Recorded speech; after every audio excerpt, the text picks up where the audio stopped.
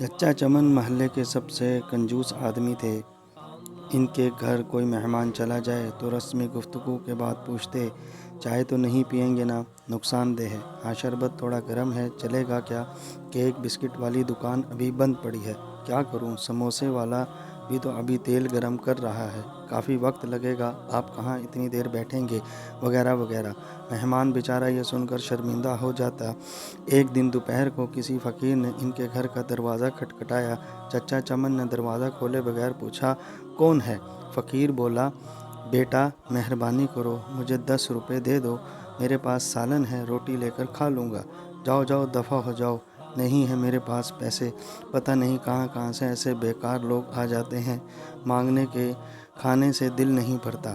چچا چمن نے بیچارے فقیر کو خوب باتیں سنائیں۔ فقیر مایوس ہو گیا، آخر اس کی زبان سے بد دعا نکلی، اللہ تجھے ہمیشہ کھانے سے دور رکھے، تو بھی کچھ نہ کھا سکے، اتنا کہہ کر وہ چلا گیا۔ چند روز بعد چچا چمن کے معدے میں شدید درد اٹھا۔ درد اتنا شدید تھا کہ وہ تڑپ تڑپ اٹھے۔ گھر والے ان کو ہسپتال لے گئے۔ ہسپتال میں چچا چمن کے مختلف ٹیسٹ ہوئے، آخر معدے کا السر تشخیص ہوا۔ ڈاکٹر نے ہدایت کی کہ 10-15 دن تک ہسپتال میں رہنا ہوگا تاکہ مکمل علاج معاوضہ کیا جا سکے۔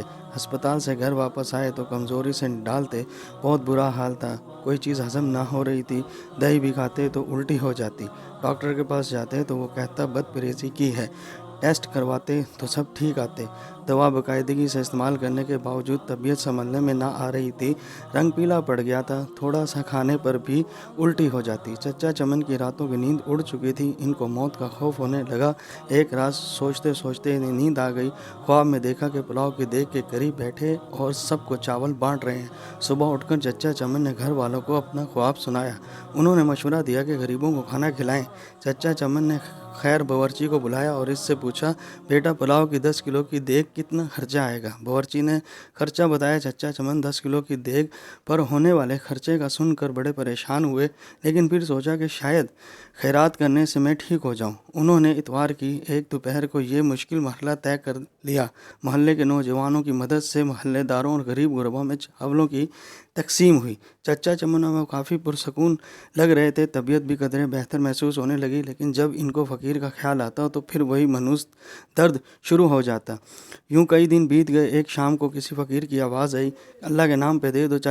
چچا چمن بھاگ کر گئے، اس کا بازو پکڑ کر اندر لے گئے۔ فوراً ہی انہوں نے اپنے بڑے بیٹے کو ہوٹل سے کئی قسم کے کھانے لانے کے لیے دوڑایا۔ کچھ ہی دیر میں لڑکا ہوٹل سے شامی کباب، بریانی، قورمہ، روٹیاں اور آئس کریم لے کر آیا۔ چچا چمن اور فقیر نے پیٹ بھر کر کھانا کھایا۔ جاتے وقت فقیر بہت خوش ہوا تھا۔